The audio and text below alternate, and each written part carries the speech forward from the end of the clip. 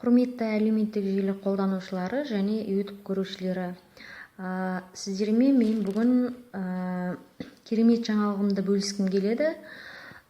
Қазір шаш түсу деген көп әйелдің проблемасына айналды. Ең өзекті мәселелердің бірі, және де осы бала туғаннан кейін бала емізетін әйелдер үшін бұл өте бір керек дүние деп ойлаймын.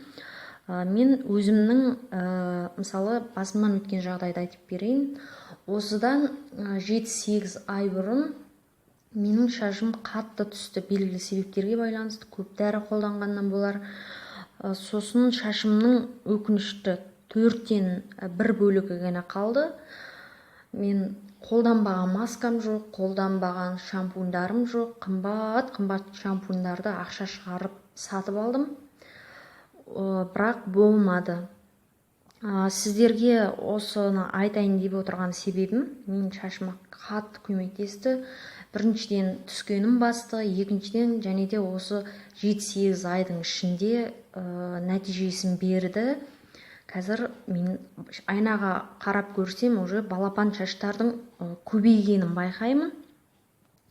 Сонымен қатар сіз бұл масканы қолданбас бұрын өзіңіздің шашыңызға келетін, яғни өзіңіздің шашыңызға жағатын шампунь түрін таңдауыңыз керек.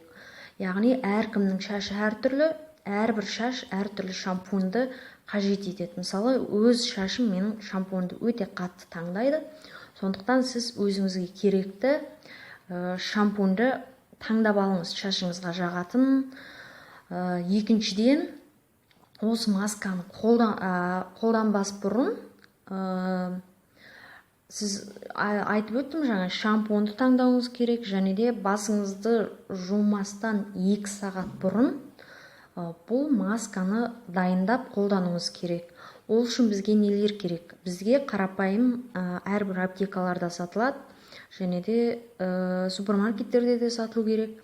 Репейное масло және де перцовая настойка. Бұл қымбат тұрмайды, 80 теңге. Бұны қазақша қызылбұрыш деп жазылып тұр екен.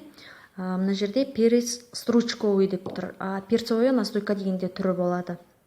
Және де шашыңыздың көлеміне байланысты үлкен қасық или кішкентай қасықты қолдансаңыз да болады.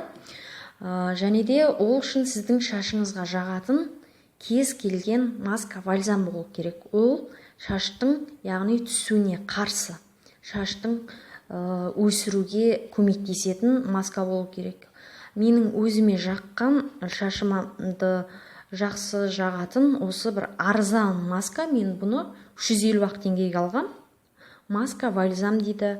Бұл шеснокпен және де шаштың түсуіне қарсы. Енді біз уже маскамызды дайындауға бастайық. Мен бәрінің бетін аштым.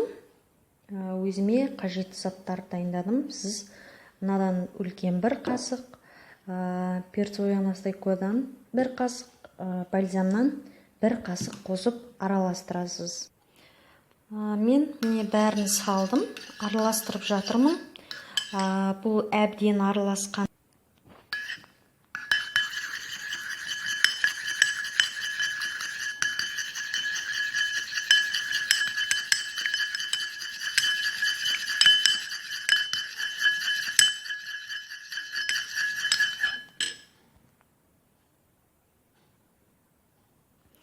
Бұл араласқаннан кейін әбден араласты. Бұны шашыңызға жақсылап отырып жағасыз. Ең басты шашыңыздың түбіне жағуыңыз керек. Яғни қорқпаңыздар, бұл перцовая настойка негізі басты ашыту керек. Егер ашытпаса, бұның нәтижесі болмайды. Сондықтан шашыңыздың түбіне әбден сіңіріп отырып, рефейное маслода мынандай не болады? Пентип сияқты тартып алатын. Осымен шашыңызға жағыңыз.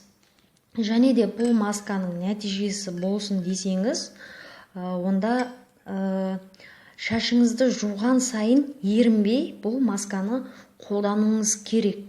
Және де бұның нәтижесін 1-2 айдан кейін, уже көреді 1 айдан кейін. Мен даже 2 аптадан кейін шашым түскені тоқтады. Және де